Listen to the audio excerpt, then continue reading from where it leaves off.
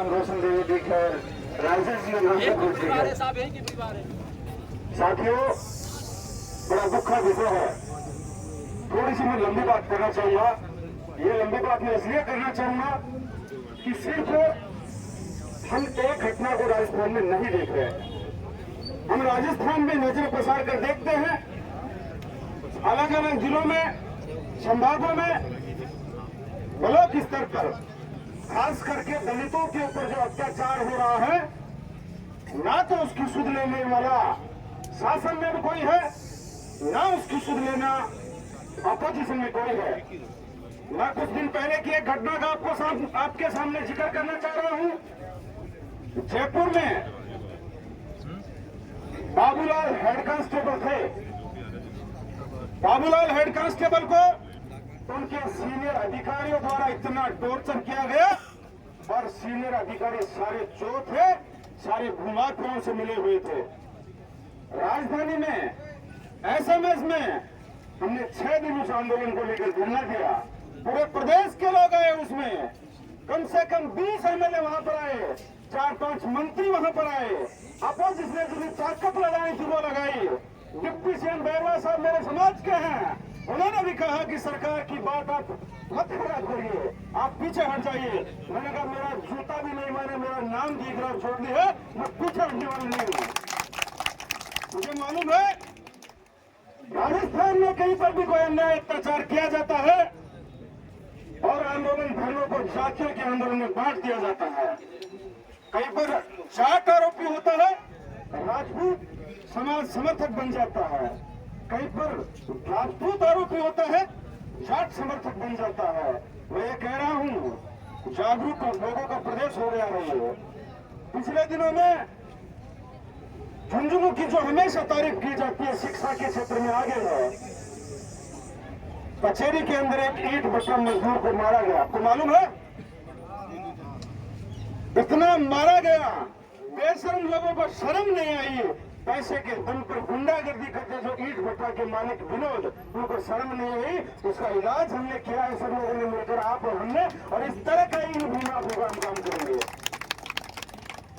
साथियों, मैं कल देखा एक वीडियो, भाई धर्मेंद्र जी उसमें अकेले फिर रहे। धर्मेंद्र जी रोशन जी के भांजे हैं, रोशन जी अकेले फिर रहे। जानवरों की इज्जत होती है, जानवरों को अच्छे से किसी गाड़ी में डाला जाता है। रोशन मेघवाल को, अरे तुम मेघवाल को कमजोर समझ रखा है क्या आपने? मेघवाल कमजोर नहीं है, इसके बाद 36 कौम के लोग हैं। ये कौम हमेशा स्वाभिमान, सम्मान और विश्वास के लिए जानी जाती है। किसी के साथ विश्वासघात नहीं किया मेघवाल कौम ने। मेघवाल व्यक्ति ने किसी के साथ दया नहीं किया। शुरू में हमारे साथी ये कह रहे थे कि राज राजा रजवाड़ों का ठीक था। मैं ये कह रहा हूँ, मैं संविधान के राज को पसंद करता हूँ, लेकिन फिर भी मैं कहता हूँ राजपूतों के राज में भी भरोसे वाली जगहों पर मेघवालों को रखा जाता था। इस लड़ाई को कोई कमजोर न समझे।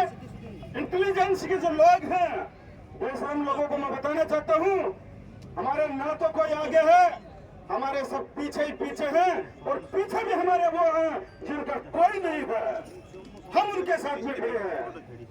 एसपी है शरद चौधरी जी, हमने काफी सुना था, ईमानदार अधिकारी है, हम काफी चर्चा सुनते थे, ईमानदार अधिकारी हैं। कल हमने फोन किया, मैंने कहा साहब इतनी हिम्मत कैसे हो गई हमारे लोगों को आपने धरने से उठाया? उनका कहना था हमने नहीं उठाया, आप धरना दे सकते हो। और मैं कहता हूँ कल आपने रोशनलाल मेघवाल को हाथ लगाया था, राजेश देवी को पकड़ने के लिए घूम रहे थे। अरे तुमने तुम्हारी माँ का दूध पिया है, अरे तुम्हारे ऊपर किसी तुम्हारे आका का हाथ है, तुम आओ रोशनलाल मेघवाल को हाथ लगाकर दिखाओ, हम तुम्हारी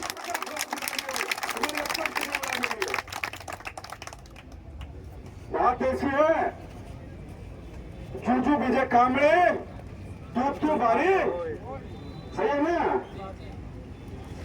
हम 5 क्लासों के ऊपर हम आंदोलन किए हैं न्याय लेने के लिए। मैं थोड़ी सी राजनीतिक बात कहना चाहता हूँ।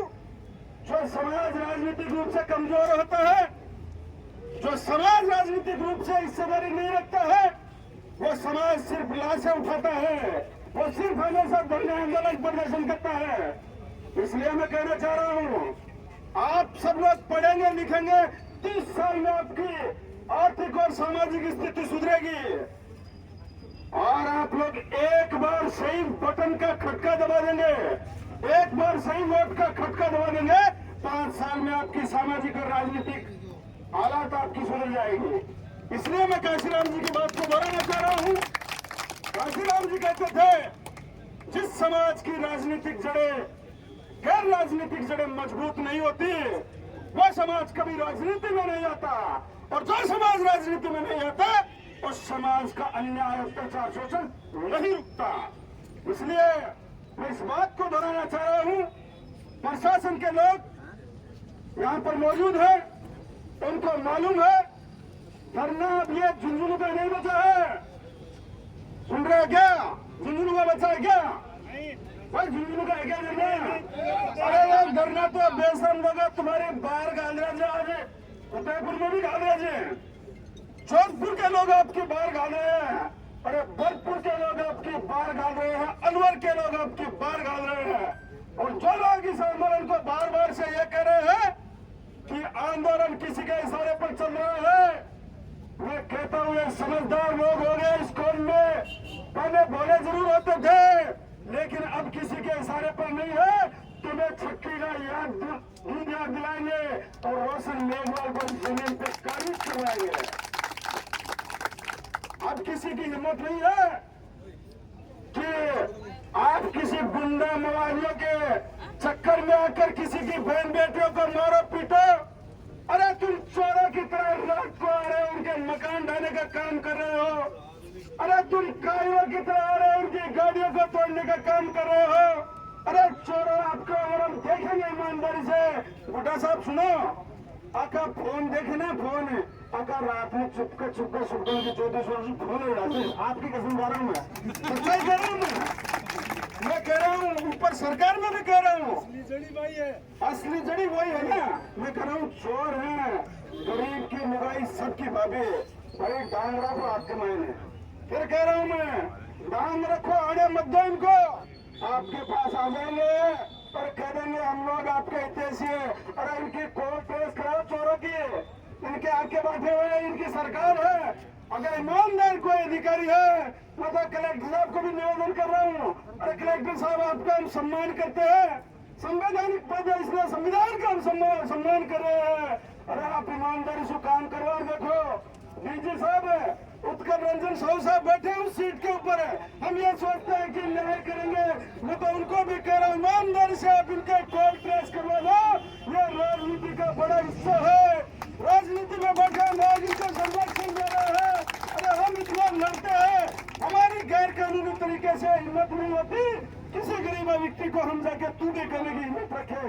अरे इन चोर गुंडा वालों की इतनी हिम्मत हो रही है, मेघवालों के घर के ऊपर आकर हमला कर रहे हैं, सैनियों के घर पे लोग हमला कर रहे हैं, और न्याय की लड़ाई को लड़ रहा है तो उन्हें जाति विशेष का आंदोलन बताया जा रहा है। हम हाल सुधारेंगे, शाम तक बैठे हुए हैं, दूर दराज से हमारे लोग आ रहे हैं, सबका इलाज करेंगे। और जरूरी नहीं है कि आज आंदोलन खत्म हो रहा है, ये तो आज संकेत है। क्या है ये तो ट्रेलर है, पिक्चर अभी बाकी है। मैं कह रहा हूँ सुनो, और राजनीतिक बात बता रहा हूँ, बुड्ढा साहब मरेड़ा पड़ेगा आपकी सुन करूँ, लाश कौन खबराई समाज की विधानसभा चल रही है। और मैं तो कहता हूँ लड़ने वाला आपके बीच में कोई नेता होता और आपने सही चुनाव किया होता, आप सबको काम छोड़ के किसी की पीड़ा के लिए आपको यहाँ नहीं बैठना पड़ता। विधानसभा में आपका आदमी लड़ जाए, चलने नहीं दे विधानसभा। इस तरह के लड़ाकू लोगों की पहचान करो, उनका चुनकर भेजो। मैं कहता हूँ उनका नया खून है, 10 साल हुए लड़ते हुए, किसी ताकतवर परिवार के सहारे से नहीं है हम लोग, हमारे बाप दादा गरीब मजदूर है।